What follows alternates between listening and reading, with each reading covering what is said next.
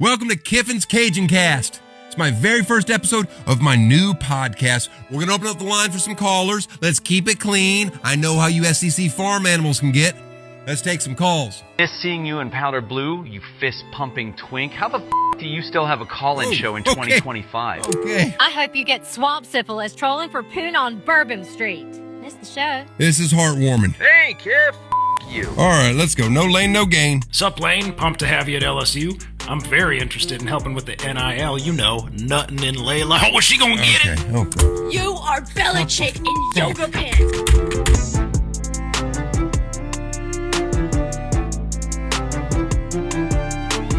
Welcome in and welcome back to the Coliseum and to Hybrid Studios. My name is Logan Hyder. I appreciate you guys for being here today, as always. It's been a couple of weeks since we talked. I missed you dearly, as always, and I hope that you guys all had a great holiday week last week, a great Christmas week, and are having a great New Year's Eve as I am filming this, and as we are watching Vanderbilt lose to Iowa. At least they're currently losing to Iowa. Maybe you had a cocktail or two. Don't worry, we are going to tell you some stories today. Give you something to watch, give you something to be entertained by. So just sit yourself back and have your favorite hangover cure. Hopefully you're just as excited as I am to have the Coliseum back and to be filming today, because it has been a while. It has been so long that I feel very, very rusty. We're having a little bit of technical issues here and there as well. So I'm going to try to just go through this one take. We're doing it live. Fuck it. Let's do it live. Let's do it live. We'll do it live. Okay. We'll do it live. Fuck it. Do it live! So with that being said, we are going to jump straight in to what we have to cover today. We're going to do a little bit of a warm-up as we usually do, and then I'm going to tackle a couple stories that we missed over the last couple of weeks, including the Heisman Trophy ceremony, the winner of that, and the runner-up of that, both making probably equally as many headlines, ironically. And then we're going to wrap up looking at the college football playoff, a little bit of the first round, but really diving into the second round. You came into the Coliseum today. What did you expect other than a metric shit ton of stories? Let's have some fun today, shall we?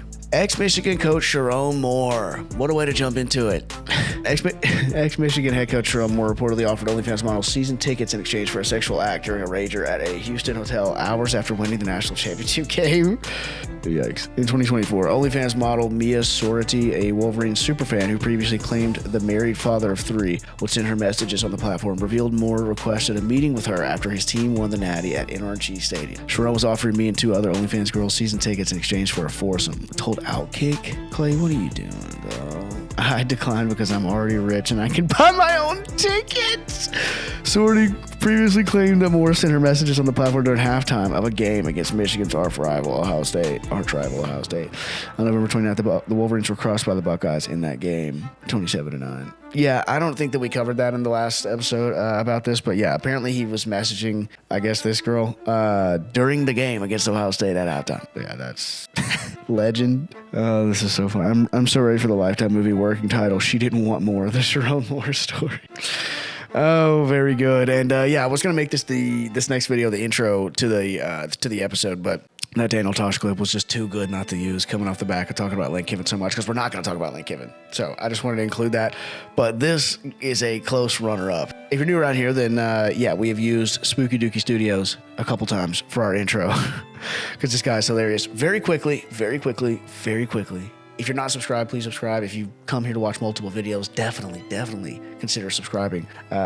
Statistically speaking, like 98% of people are not subscribed who watch. So if I'm talking to you, you're probably not subscribed, even if you watch a lot of the videos here. So please subscribe. We have so much coming in 2026. You don't want to miss anything. Anyways, Spooky Dookie Studios. What do we have here? Hey, do you have the money? I'll be honest, I've never f***ed a fan before. Hell yeah! Let's go! Adultery! Alright, why not? Everybody knows the rules. Alright, so we're outside Sharon Moore's secret affair No way. house on the corner of 4th and Maple here. Pretty nice vibe in there. You know, looks good for what you're getting. This is not 5-star hotel in a beautiful location anniversary sex with your wife. This is affair sex at your secret house, you know. Oh, Lord. It's supposed to be a little dirty. Some compensation involved. So, here we go. One nut, everybody knows the rules. Oh, that's good. Oh, That's a good nut. That's a respectable nut. That's a Michigan man nut. I'm gonna give it 8.7. That's a good score for me. Yeah, I mean, I think I'm ready to betray my next fan base, but I do have one question. So, I get that staffers are off limits at Michigan, but what about sorority girls? Listen, as an honest, hardworking Michigan man with strong moral values, I threaten all of my Michigan brothers and teammates to not be victims here and lead by example. I have been doing so since 2014. For more information about this, Google Taylor Lewan threatens teammates victims 2014. We'll come back to that on the NFL episode.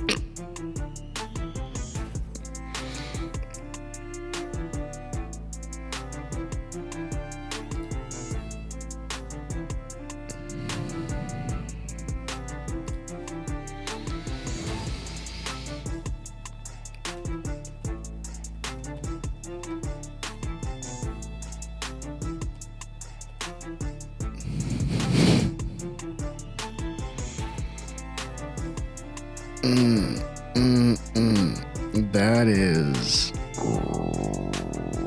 rough. Anywho, I will now somehow make this Sharon Moore thing about him being black. ESPN, we just say stupid shit now. well, that was pretty good. That, as usual, went in a direction that I did not expect. But yeah, Sharon Moore, update. I think that's done. Last night we had, and over the last few days, we've had a lot of bowl games that have been being played, obviously. One in particular that we'll talk about here in just a second. But before we talk about Tennessee losing to Illinois, I did just want to show you this insane play that I saw from the USC and TCU game. So yeah, 27-24, TCU actually kicked a field goal to make this a 3-point game. And then USC got the ball first and went up by 3. And then TCU did this on 3rd and 20. It looks like they're basically in field goal range. And then with this check down that you'll see here, just trying to get some more yards to kick a field goal, very obviously. Okay, so we got a catch here, literally at the line of scrimmage. He gets a couple yards. Oh, that's one. And then we got 2 more coming. And then you got 10 down here as well, right? And I do want to just go ahead and say, keep your eye on this guy right here once we get through with this part. But 2 more that just totally whiff. And then you got 24 here on the sideline. Let's run it through one time, yeah? So he checks the check down. Come here. Comes back inside. Those 2 guys I don't even think touched him. And then somehow does not go out of bounds here. And there's just nobody left. And he scores and the game is over and TCU wins. Yeah. I'm not sure how. Okay, yeah, let's watch this angle real quick. So, so that guy did touch him. He touched his foot. So that's good. Between the 2 of them, they got one finger on one toe. And then this guy somehow doesn't get him out of bounds because he kind of came off of his back and kind of launched forward again. So here we have it one more time. We got the first guy, the second 2, then you got 24 here, and then look at 23. Look at 23. First of all, play's not over. What are you doing? Play's definitely not over. You would think, oh, well, he's reacting there. No, he just kind of jogs. Insane. I don't know what the hell was going on there, but shout out TCU. And then there was this. Oh, whoops. There was this.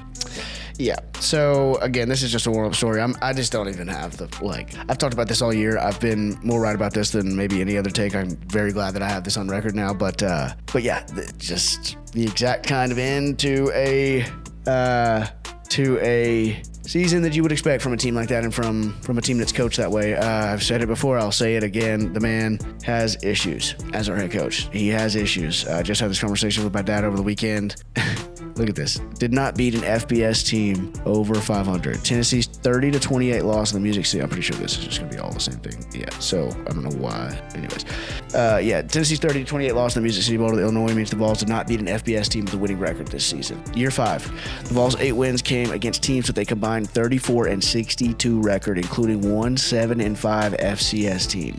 Year 5. Tennessee did not beat a single FBS team with even a 500 record this season, and an offseason full of decisions looms. Is Josh Heupel on the hot seat in Knoxville? Brother, if you still don't agree with me after this season, if you still don't agree with me about my initial take that I had months and months ago that came from a take that I've had for years, but that I've had on YouTube for months now, we've been posting these videos. This season, including and especially this last loss doesn't convince you, then I don't know what will. Don't listen to the SEC opt-out excuses for Tennessee. Illinois is without Gabe Lucas, second most sacks in the Big Ten, J.C. Davis, and has a makeshift secondary versus the number one offense in the SEC. No excuses. Illinois just won, plain and simple. The truth is Illinois controlled the game, won the line of scrimmage, outcoached Tennessee, and Luke Altmaier was easily the better QB. So, yeah.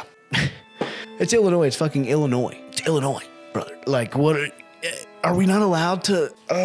Oh, drives me. So like I said, I talked to my dad about this over the weekend, and it really just comes down to what you think the expectations should be for Tennessee. If 8-5 in year 5, losing to Illinois in the fucking Music City Bowl, if that's good enough for you, then I don't know that a whole lot of the Tennessee, I hope to God a whole lot of the Tennessee fan base doesn't relate to that. Because that game was not fun to watch. That game was, and a lot of the games this year have not been fun to watch. Again, this is not that complicated. We get blown out by teams that we should be competitive with. Damn sure don't win games, but aren't even competitive in them. And we regularly lose to teams that we shouldn't lose to. So, I don't know. 8-5, Music City Bowl feels a whole lot like the last 20 years this season didn't it? And at some point, you got to stop blaming it on the fucking Nico situation. If I have to hear that one more time, I'm going to lose my mind. Joey Aguilar had a great season. The offense was the third best in Tennessee history. His season was the third best in Tennessee history as far as passing. So you got to let that go. You got to stop bringing that up. It's just not true. The quarterback play was not the issue. It's been 5 years. Curt Cignetti took Indiana to a top 5 ranking and then to the number 1 ranking and then, as the number 1 seed with a Heisman Trophy winning quarterback in 2 years, brother. In 2 years. There was an era where Urban Meyer and Nick Saban were kind of looked at as like it only took them 2 years to turn their programs around and win national championships. That's a little unfair, right? That's a little bit of an unfair precedent that was set. And so maybe that's the case with Cignetti. But what I do know for sure is that Indiana was the losingest program in college football history. 2 years later, he's done, not even 2 years later, again, in his very first year, they were a top 5 team. They do not play relatively close to the same schedule as Tennessee, and I get that. But the idea that 5 years into Josh Heupel's career, we're just now starting the clock on him. Is he on the hot seat? Bro, what are we talking about? I like the guy, but good God. I think that is a good warm up for us. Let's move into our big stories today. We missed this a couple weeks ago, but I have to cover it. The Heisman Trophy ceremony. Let's just go through this best of the Heisman post real quick here, and then we will jump into Fernando Mendoza, who won the Heisman Trophy, and then we will jump into Diego Pavia, who certainly did not win the Heisman Trophy. And he is not happy about it, let me tell you. Fernando Mendoza is Kirk Cousins on cocaine. Did I not? I mean, if you want to know it first, you watch these videos. Dude does not miss on the microphone. Mendoza talks in the most interesting way of anyone maybe ever. It's kind of like in 8th grade where the smartest kid in class wouldn't look at their note card while presenting to show off or to show that they could do it off of memorization. He spoke in Spanish to his mother and father, which was interesting. If you know what I'm talking about, he called his mom mommy, like M-A-M-I, which is an interesting choice for a Heisman Trophy speech. But at the same time, that's their culture. I'm just giving him shit, obviously. Fernando Mendoza organized a shopping spree for 4 families impacted by MS through his partnership with Adidas. Families get $10,000 each. Money left over will be put on gift cards. That's awesome. Yeah, we're coming back to this shit. This is our second big topic for the day. The Pavia brothers have arrived at the Heisman serve. God bless America. What is happening to me today? Oh, we got to film more than once a week, boys. We got to, because this better than this. The Pavia brothers have arrived at the Heisman ceremony. If Axe body spray was a person. Yeah, I posted that to my story and I said Chihuahuas be Chihuahuan. Oh, I don't care who you are. That's funny. Over under 2.5 years until Pavia's is on eBay. The Heisman, what is that? Heisman finalist watch. That's fucking awesome, actually. Over under 2.5 years until Pavia's is on eBay. That's hilarious. Oh yeah, this is rough. We're actually going to talk about Johnny Manziel as well, but this man, oh Lord, yeah. Keeping in mind that Texas A&M played Miami. Oh no. Okay, so Fernando Mendoza won the Heisman Trophy with a total first place vote count of 643 votes, followed by Diego Pavia with 189. We talked about that on the last episode of the Coliseum when we covered who would win and this kind of thing. And I said that it would probably be Mendoza, but I wouldn't be super shocked if somehow Pavia did it just because of the story. And this kind of shows that he absolutely blew out Jeremiah Love, which we're going to talk about Christian McCaffrey and the MVP award in the NFL episode that we do, but Jeremiah Love just never had a shot. We knew that. Julian Sayin also never had a shot. Speaking of Julian Sayin, what is going on here and there? Brother. My boy, you never took a picture before in your life. First of all, why is he looking directly at this camera? They're all looking out to, oh Lord. Anyways, Julian Saint, 8 first place votes. Jeremiah Love, 46. Diego Pavia, 189. Fernando Mendoza absolutely blows it out with 643. And 2,980 pass yards, 33 touchdowns through the air, first in the nation, and 6 rushing touchdowns, 88.5 QBR, third in the nation. Julian Saint deserved it, but I can't wait till my Buckeyes win. Wow, that's Julian about to go Super Saiyan 4. OSU back-to-back champs confirmed. Wow. Legit, I didn't even know this was happening. LOL. Yeah, we're going to come back to that. He did deserve it over Jeremiah Love. I don't care. Argue with the wall. We don't ball around here, dude. I'm just telling you. Jeremiah Love probably should have won it as far as the best player, but Mendoza, not shocking.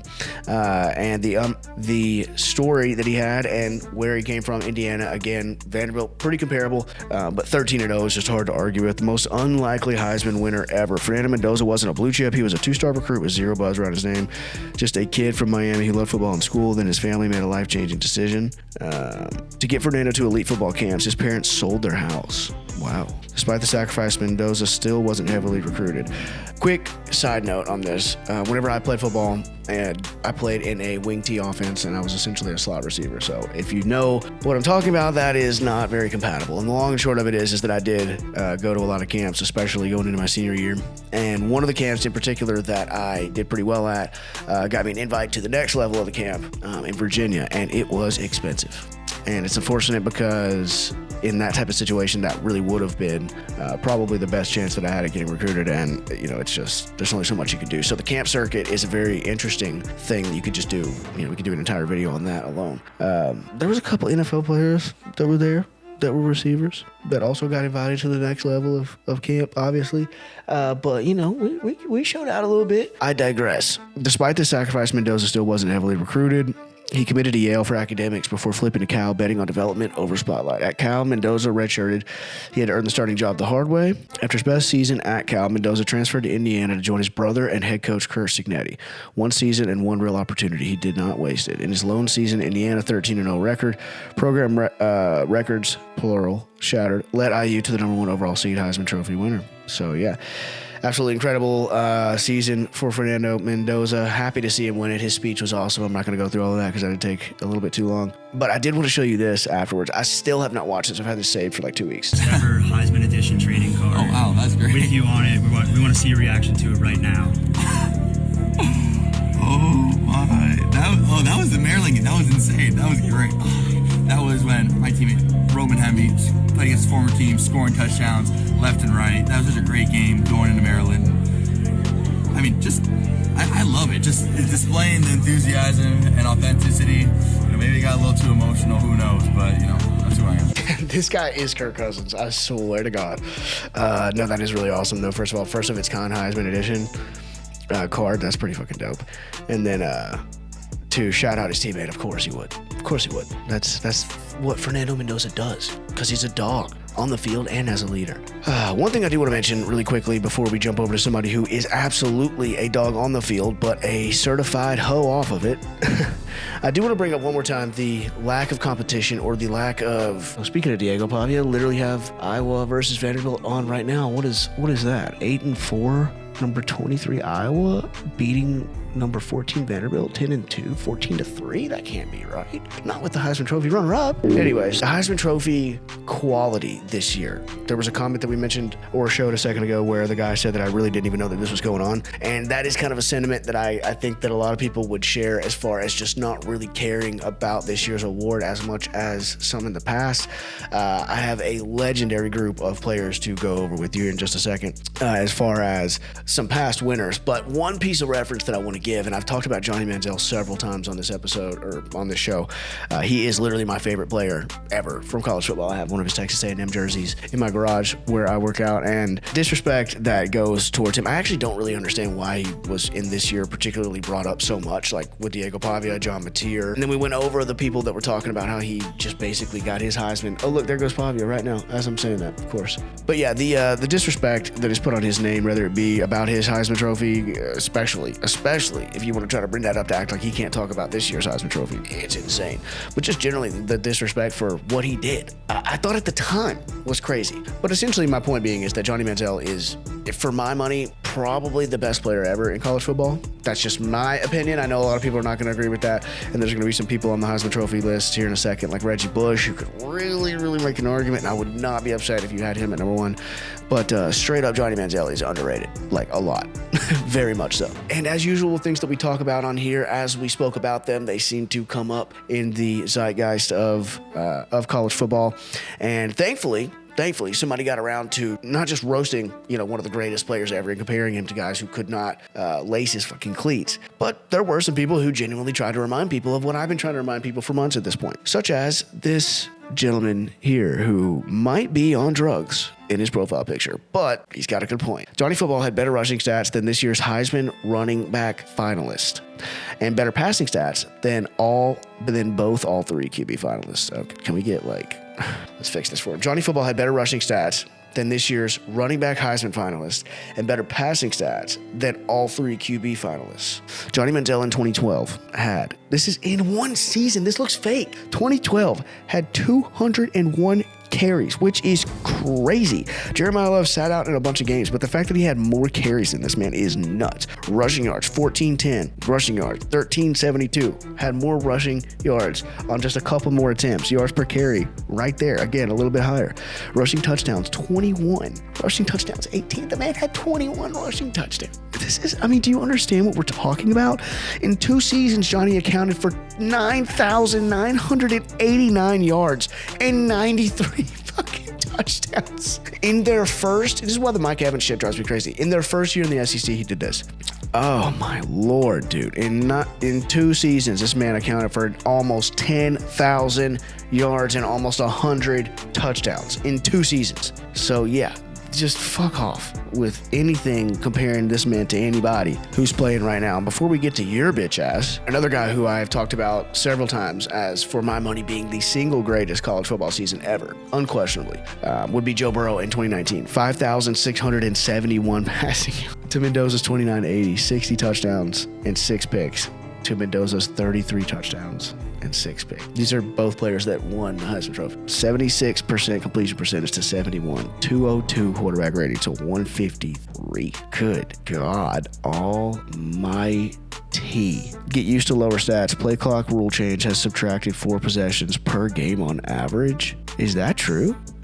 Saban broke the completion percentage record and led the country in 7 categories. Yeah, but who gives a fuck is the thing. I didn't even know QB rating could get to 200. I didn't either. So yeah, Johnny Manziel, Joe Burrow. We're going to go through some other names here in just a second. I just had that shit pulled out. But one more thing about Mendoza I just wanted to mention. Fernando Mendoza posted about winning the Heisman on his LinkedIn page. Stop it. Look at this. Look at this man. How can you not love this man? This weekend, I was incredibly honored to be named the 2025 Heisman Trophy recipient to the Heisman Trophy Trust, and he tagged him. Stop it. The voters and the legendary winners who have come before me, it's a privilege to be recognized along such an esteemed fraternity. I accept this honor with humility, gratitude, and a deep sense of responsibility. Yeah, that's on to the Rose Bowl. Wow. That is, what a guy Fernando Mendoza is. Okay, I couldn't find the post for a second, but I found it. All right, so every Heisman winner since 2005, okay? I think you'll understand my point about the lack of quality competition in this year's race when you see this. We're actually going to go backwards. I want to go backwards because I do think that the quality of player basically gets better as you go. I'm not going to lie to you.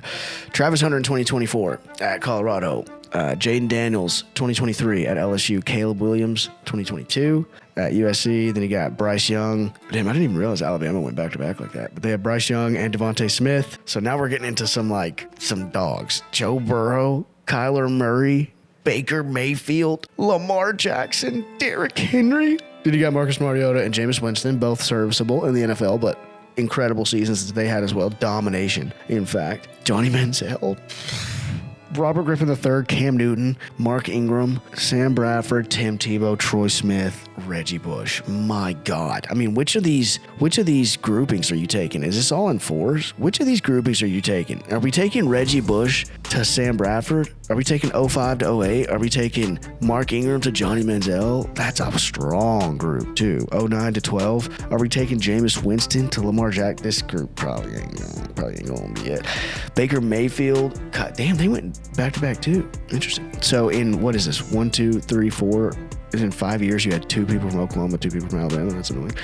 But are we taking 2017 to 2020? That's a pretty strong fucking group too, especially with Burrow, Baker, and Devontae in there. I mean, Kyler in college was a killer. This group, again, see how it goes. It's rough as it goes. This group might be the worst group of all of them.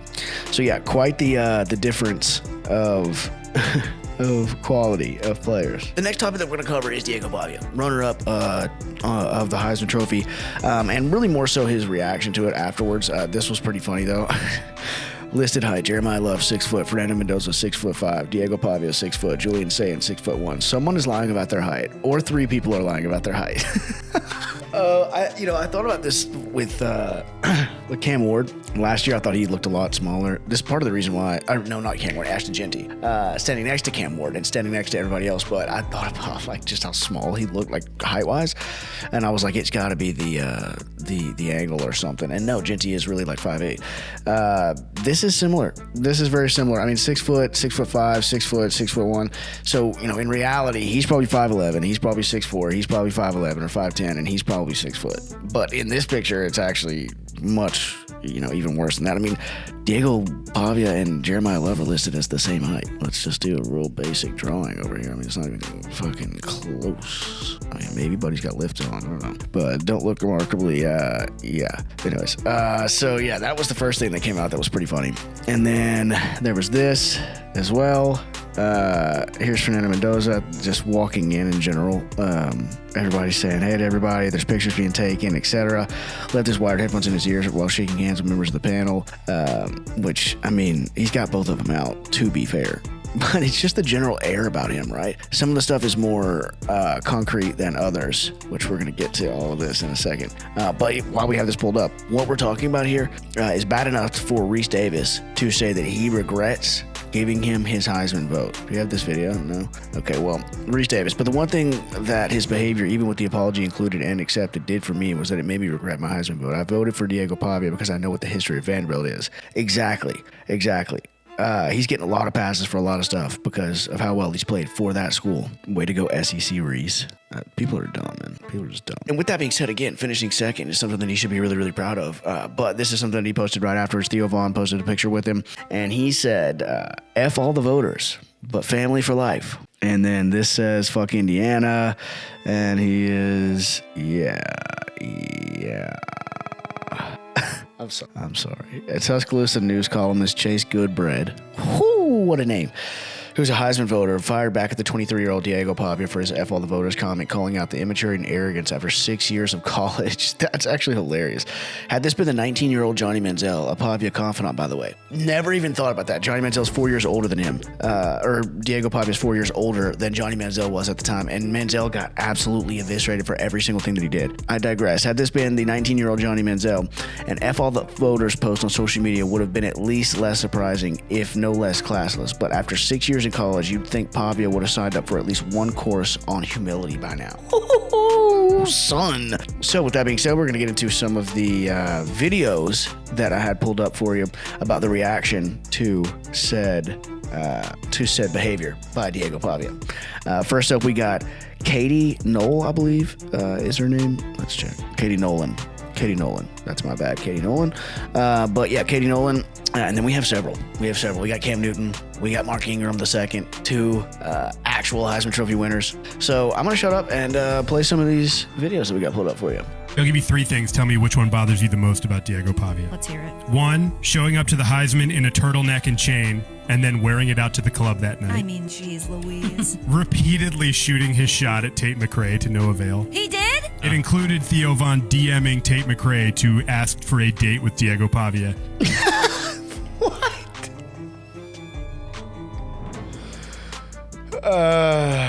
Literally, as I'm saying that, I would just put another touchdown on Vanderbilt. I'm not kidding you. It's 21-3. That was, beautiful. And then he reiterated it again in interviews with ESPN before the Heisman ceremony. Oh my God. Okay. And number 3 was him listing himself at 6 feet. Okay, yeah, I brought that up on the radio because I wanted him to feel bad about it. He says that he's 6 feet tall, but then when you see him next to all the other Heisman finalists who are 6 feet tall, he's clearly like 3 inches shorter. Look at that picture.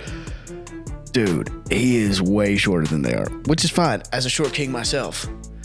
But brother, you can't be listed 6 foot on there and stand right next to somebody who's 6 foot. I mean, really, like Fernando Mendoza being 6'5", he seems like maybe he's a little bit shorter than that too. But 6'1", an inch taller than Jeremiah Love, who's 6 foot. I mean, that tracks. And relatively speaking, 6'4", 6'5" for him, that tracks. Buddy is 5'9", 5'10", seriously.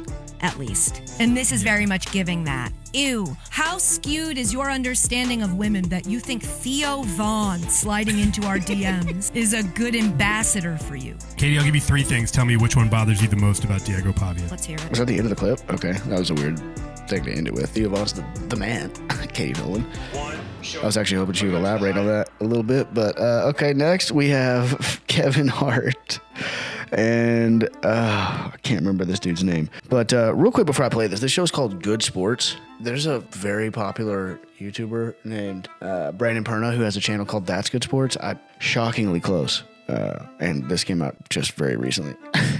But whatever, just trying to stand up for the small guy. That being said, I am playing this clip and not Brandon Perna, to be fair. Congratulations to Indiana quarterback Fernando Mendoza. He won the Heisman Saturday night. Yes. Mendoza was up against Julian Sayin of Ohio State, Jeremiah Love of Notre Dame, and evidently Joe Pesci of Goodfellas. Oh. Yeah, he's a good guy. Yeah, check out his styling red carpet arrival flanked by his brothers, Sonny and Fredo. They got that car exploding behind me walk. The Pavia. Hey, Fernando, nice trophy you got there. I'd hate for something to maybe happen to it.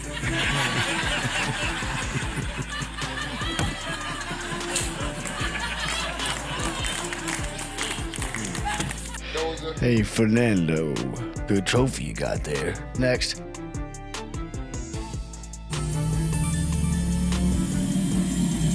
This man that went from America's sweetheart, America's underdog, to literally a person that people despise and hate. Not if you've been watching this channel, he wasn't America's sweetheart. He wasn't our sweetheart. That's for fucking sure. I never bought that shit from day one. The first time that I covered him, I said, isn't this the same guy who was just talking about, he was doing all this crazy shit. And I said, isn't this the same guy who was just doing a speech about how God led him to the victory last week and how he'd had a bunch of come to Jesus meetings and really decided to like change himself around and like all this other bullshit? Like, yeah. So, not on this side, Cam. For a couple hours of decision. That's really about 9 to 10 hours that you just messed up your whole image. I'm not saying, Diego, that you don't have a right to feel how you felt, but to publicize that, do not do something that you're going to end up apologizing. Because those apologies don't clean up every mess. It don't, bro. And he went to Instagram. He said, F all the voters with a thumbs down, but family for life. Your surrounding sources have a lot to do with how you move and maneuver. You do not need a lot of yes men and yes women around you that's just going to agree that I'm riding with you, bro. Right, wrong. No, bro. No, you're not riding with him. You need to see clearly now because it's a... Hey, man, ain't nobody paying attention. We're running off the road. Hey, man, hold on. Let me see that sign. Man, no. Bring that back. And who was recording this? Cut the phone off. It's not cool. Think long term. Stop looking through the peephole and thinking in the moment and kick the door down and say, hey, dog, what do you think an NFL scout is going to say when you have that opportunity to talk to him at the combine? And your girlfriend, your brother, your partner, your dad, your mama ain't going to be there. Your success and your demise, Diego, impacts everybody around you. Are you going to be wise enough to understand that when you get emotional about something? And that's the difference between the good ones and the great ones. Next. All the voters is crazy when 186 people had you for 189 people had you first on the ballot. So maybe you should have said F 643 voters. And I was one of them. I was one of them too. So he F'd you guys? He F'd you guys? Yeah, he F'd me, and that's fine. Wow. That's fine because guess what? My trophy. Hey yo. What? Huh? He's sitting right there. Oh my God! I don't give a damn who you F. F all the voters is crazy when 186 people had. Mark Ingram has some clear throats things to say about. I just don't understand why. Because when Mendoza threw the interception and then just made NFL throw one after another against Ohio State, it was clear then. Pavia had an amazing season, but I was Vandy great myself. What? Okay, cool. So this guy was a literal player for Vanderbilt. I don't know if you guys can see that, but when it popped up his little, the 3 previews of his page, it says Vanderbilt Athletics Hall of Fame 2025 class includes Jamie Winborn and Tony Kemp. So that's Jamie Winborn. I don't understand why, because when Mendoza threw the interception, then made another NFL throw after another against Ohio State, it was clear then Pavia had an amazing season, but I was a Vandy great myself. And I was a Vandy great myself, I think is what he meant to say. But we were on our way. And we were on our way. Brother, do you have the word but autocorrected, or the word and autocorrected for but? Pavia had an amazing season, but I was a Vandy great myself. And I was Vandy great myself. But we were on our way. And we were on our way. Try that with like actual. Pavia had an amazing season, and I was a Vandy great myself, and we are on our way. But I will say, his biggest accomplishment is that he's brought eyes to our school. Hold on a sec. To our school, and now the stage is open for the next great player. What the fuck? He did it there too. We were on our way, and shouldn't that be but? But I will say his biggest. Okay. I'm going to move on from that because I don't know what's happened. Jamie, you're having a stroke, brother. You need to call 911. The last thing I'm going to show you about old Diego Pavia is one that I definitely didn't know anything about, and so you may not have either. Yep, who could that be? This is taking rivalry way too far. New Mexico State QB Diego Pavia allegedly caught peeing on New Mexico's logo inside their practice facility. Wow. That's y'all's boy, huh? Yeah. Wait, is this a news? Ha! I don't even know. Let's hear what they got to say about it. This video appears to show New Mexico State University's starting quarterback peeing on a Lobo logo. This is inside the University of New Mexico's indoor practice facility. You know, whenever they wrote that, whoever wrote Lobo logo, they got real excited. Someone is recording the video, which KOB4 got a hold of recently. He gives a middle finger to another Lobo logo while they're at it. This appears to be Lobo logo. Diego Pavia. The junior NMSU quarterback is from Albuquerque. He played for Volcano Vista High School and then New Mexico Military Institute before becoming an Aggie. People in Albuquerque were not happy when we showed them what he did. You're supposed to represent the school that you're playing for. You're a Division I athlete. You're not just supposed to be, Damn. They showed it to people on the street? Hooligan out here just disrespecting. That's right, he's a hooligan. All the bad of Johnny Manziel with none of the fucking upside on the field. The last big topic that we're going to talk about today is the college football playoff.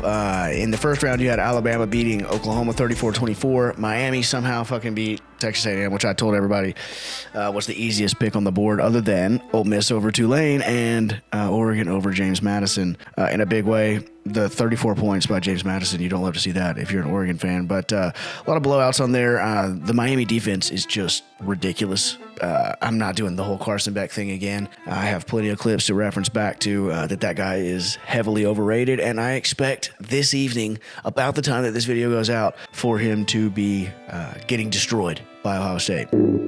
But gonna move on from there and just say congrats to their defense, because God, they are ridiculous. I think I do have a clip of, yeah, here we go. Let's see what we got here. I haven't had the time to watch any film yet since it just got announced, but basically Texas A&M was asked, or this offensive lineman was asked about how they're going to play Miami, and that Reuben Bain Jr. in particular for Miami's defensive line, really intimidating, really great player, and I guess his thoughts on it, and this is what he said. Shortly before they destroy them would be the point. I think he'll be a threat that we need to worry about too much. We have great players, we got a great offensive line, so we'll be able to handle him. You saw what the A&M players said about you? Mm-hmm. Okay. And is that something where it's noted in your mind, and then we'll see what happens on Saturday? Yeah, may God bless them, that's all. Several days later. The knee, and you wonder if that's him. May God bless them. Oh no. Bring Concepcion.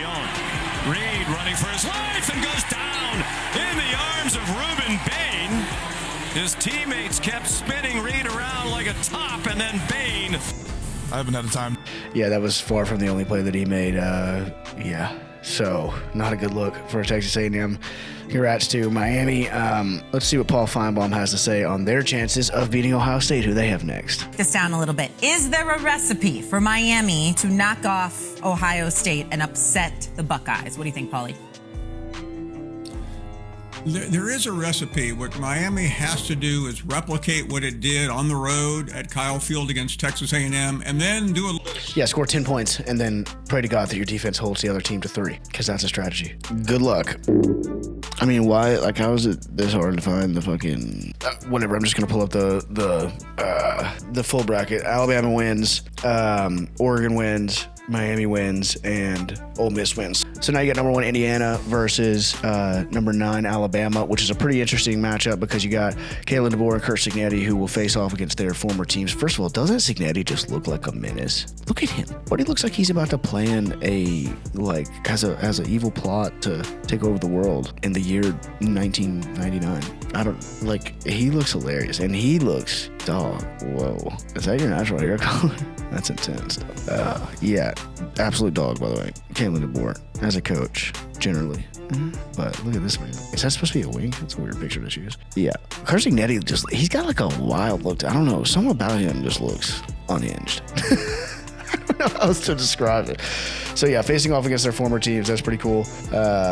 In the Alabama versus Indiana matchup, Oregon versus Texas Tech is very, very, very, very, very interesting. I'm going to come back to that in just a second. Ole Miss against Georgia, also very interesting. Ole Miss didn't seem like they even skipped a beat without Lane Kiffin. So can they do that again against Georgia? Obviously, Tulane, not the same caliber of opponent. And then you got Miami against Ohio State. Just to go through some picks and predictions real quick, Ohio State is going to destroy Miami. So there's that. Miami's defense is pretty good, but I think that 17, 24 points, you do something on defense, maybe 31 points is going to be enough. 24 to 31, somewhere in there is going to be enough to make this a double-digit game. Is what I think about Ohio State. Miami, so maybe you're thinking like 20, maybe like 30 to 13, something like that. Indiana versus Alabama. I don't know why I'm giving specific predictions like this, but Indiana versus Alabama, I think, is weird because, again, Indiana has not lost, and they just beat Ohio State. It's like, how do you, go against them? So I guess I won't. Although, again, that is a hell of a coaching matchup. That really is. Kalen DeBoer against... That might be, the 2 best coaches, or not... That might be, 2 of the brightest, young coaching stars post Nick Saban era that there is. So that game's really interesting. I really can't decide what I think about that, but we're going to go calculating. We'll go 27-23 Indiana. 27-23 Indiana. Ole Miss, Georgia is also a little bit hard to predict just because you don't know if Ole Miss is going to play like that again. But if you take Ole Miss just for how they played last week, considering the fact that they basically played last week how they've played all year, I think that could be a tough matchup for Georgia. But Georgia probably pulls away towards the end. So I'm going to go 38-27 Georgia in this matchup. And then Oregon versus Texas Tech, the one that I'm actually the most interested in. We talked about how Texas Tech basically has bought their roster. They have the most expensive roster in football, which they're totally allowed to do. Nothing wrong with that at all. Ohio State was the most expensive roster last year, and it certainly worked out for them. But I thought that this was interesting. Former Texas Tech player and oil-made billionaire Cody Campbell on Fixing College Sports. I'm a threat to the status quo, but the status quo is failing. A lot of people want to hold on to the way things used to be. The fact is, we've already crossed the point of no return. Campbell, 44, is an oil-made millionaire who has bankrolled much of the Red Raiders football team's unprecedented launch into the international relevance and current spot in the college football playoff. The ability for individuals to be able to do this in this manner is something that we could do an entire special on, truly, because it's insane to think about. I mean, if you were, me as a Tennessee fan, if I had a few $1 billion in the bank, would I write a check and basically own a semi-pro football team, own a university's football team? I think that'd be one of the coolest things you could possibly spend money on, to be honest, if it goes right. Now, you just had a story recently of Troy Aikman talking about how he had paid a player that left and didn't even give him, so much as a thank you note. And there are a lot of ways, as we've explored, that it could go wrong. But this is very interesting to me. The former offensive lineman had a brief NFL career before co-founding one of the largest private oil and gas companies in West Texas. Oh, look, it's Mike Lee. Wait, is this what is it? Is this a 30 for 30 or something? This was a transformative experience in Campbell's life. Cody Campbell. An offensive lineman at Texas Tech, Campbell was influenced by another famous college football disruptor. I was in Mike Leach's first recruiting class. He didn't. Rest in peace, Mike Leach. Mike Leach's just a dog. He's a weirdo, but in the best possible way. Sucks that he's gone. Think about things like other people thought about them. The mighty Red Raiders. Oh yeah, poo, and Baylor. You, me, and everybody. He did things the way he thought made sense. Yeah, I think that pretty much does it. To show you an example of that, yeah? Not necessarily how they've been done before. After graduating in 2004 and playing one season in the NFL, Campbell went into business with John Sellers, a teammate from Texas Tech. Together, they've made billions as oil men. Playing for the Red Raiders was a transform. The collective is basically an organized group of boosters who have figured out and professionalized a way to make sure they can pay college athletes through NIL deals. When the NCAA changed its rules in 2021 to allow athletes to make money through NIL, very quickly, boosters figured out that they could use what were supposed to be endorsement deals in order to pay athletes what served de facto as a salary, a payroll for their teams. Campbell and Sellers launched Texas Tech's Collective in 2022, and they named it after the school's original mascot. The Matador Club is an NIL collective that John Sellers and I started now, I guess, over 3 years ago. And we were one of the first ones that was truly well organized and run like a business. The collective is basically So that's your Texas Tech story, and I'm kind of at the point of feeling like they may be the team to beat, to be totally honest. I'm going to go Texas Tech by 2 touchdowns over Oregon, and I flex with Oregon, but yeah. So those are our predictions. I already forgot the other 3. So we'll have to check back in with those next week. And let's wrap this one up, shall we? We're at about an hour once again, but that's all right. Hopefully you have enjoyed it as much as I have. Please, once again, consider subscribing, especially if you're still here. If you are still watching this video at this point, especially if you've watched multiple videos, come on. Hit the like button, share it with somebody else that you know would love it if you're passionate to this level about the things that we're talking about here, that you probably know other people that are as well. And if not, in either way, you want to make sure that you subscribe so that you don't ever miss anything, because I do think that we do a very good hybrid format here of talking ball and also talking about the storylines behind the sports that we love. So please consider hitting the subscribe. Make sure if you are already subscribed to turn your post notifications on so that you don't miss a video. And let's do our wrap up here. We got the top 10 players in the 2026 draft, according to Mel Kiper, which looks approximately like this. Probably won't even show all of them, but we were just talking about the college football playoffs, so I just wanted to toss this up here. We got Dante Moore, QB, at Oregon as number 1.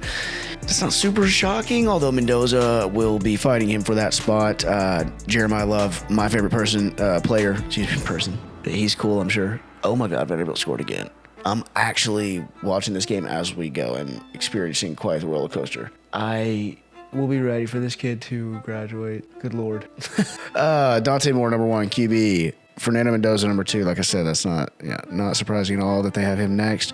Arvell Reese for Ohio State, linebacker. Okay. Francis Mauigoa, offensive tackle for Miami. Oh, by the way, that reminds me. Carson Beck, you got the number 5 overall prospect left, and if Malachi Toney was eligible, even as a freaking true freshman, he'd probably be number 1. So what success he has had is just, I'm starting to feel bad for picking on Carson Beck. It's just, he irritates me, as does the conversation around him. Finally, people are understanding, but good Lord, the guy was the Heisman Trophy favorite, just a few months ago, just a couple months ago. So it's annoying. David Bailey, linebacker for Texas Tech. Keon Sadiq, tight end for Oregon. Carnell Tate, wide receiver at Ohio State. 1, 2, 3, 6, 7. That's just wanted to double check. Okay, not a top 10. Anyways, next story in the wrap up is this video that I saw of James Franklin that I thought was funny. This is James Franklin getting in his recruiting bag. POV, you tell coach your little brother is deciding on Virginia Tech or Florida. Let's see James Franklin in action. Max, bad time not to be answering your phone is James Franklin. What are you talking about, Florida? As the Florida head football coach called you, I'm hanging out with your family down here in the lobby. You're definitely coming to Virginia Tech. It's a done deal. You don't have a voicemail from the head coach of Florida, and I'll see you soon. See you, buddy. Go Hokies. Max, It's pretty awesome, actually. It's pretty awesome. I remember when Coach recruited me, I always loved him for that. You talking about James Franklin, brother? Or first coach to ever recruit me will always love this guy, man. Bro, doing what he loved, it's not even work to him. Yeah, no shit. Anyways, that's pretty cool. I think James Franklin was, we were talking about football camps earlier. I'm pretty sure, he had to have been. James Franklin was the head coach at Vanderbilt whenever I went to the football camp there over that summer that I mentioned earlier. He was the fucking coach. He gave a speech before the camp, now that I'm thinking about it. We were sat up in the stands. But anyways, that's funny to see in real time. And it's funny to think about, like, the sales tactics and the pressure that you'd, like, I always think about it as being, like, super cool to be recruited like that, but it's kind of stressful. It's a done deal. Don't even think about it. Don't even worry about it. I've actually signed it for you. You are literally already here. I'm looking at you. I'm behind you. Hey, did Florida's coach call ahead at your local gym and tell them to leave your favorite squat rack empty? Did Florida's coach get a little bit of your blood in your hair while you were asleep and make this beautiful clone of you to look at and have all the time forever, even if you don't come to Virginia Tech, which obviously is already a done deal because unlike Florida's coach already signed your letter of intent for you using that clone's handwriting. So this is going to be a lot of fun, right? I don't know if that bit worked or not. We're getting a little delusional, as we often do after over an hour of recording, which means it's about time to get to the end here. One more time, please subscribe if you would like. I'm going to send us out on something completely off the wall and kind of hilarious.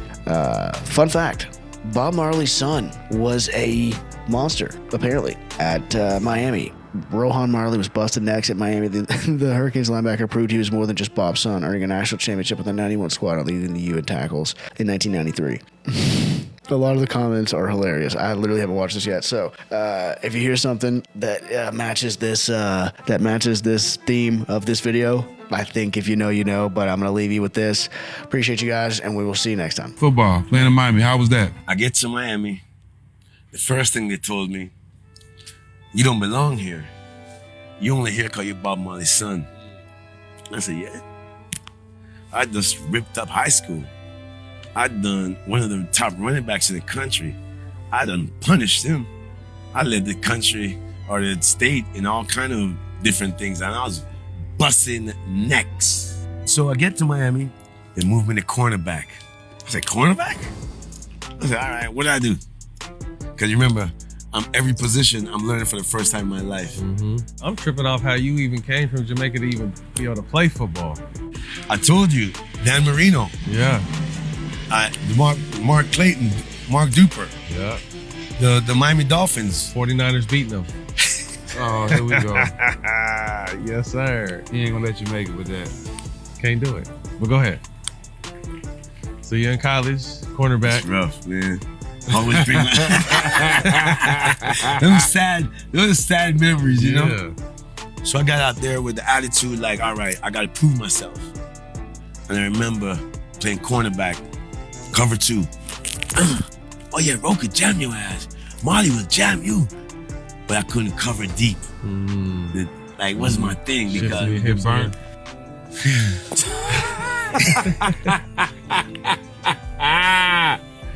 And they used to really pick on me, man. I used to have to fight. I remember one day an article came out in the Jet magazine about my family, and I wasn't in the picture. Damn. Oh, this thing ain't even in the family. He's a fraud. Damn. Damn.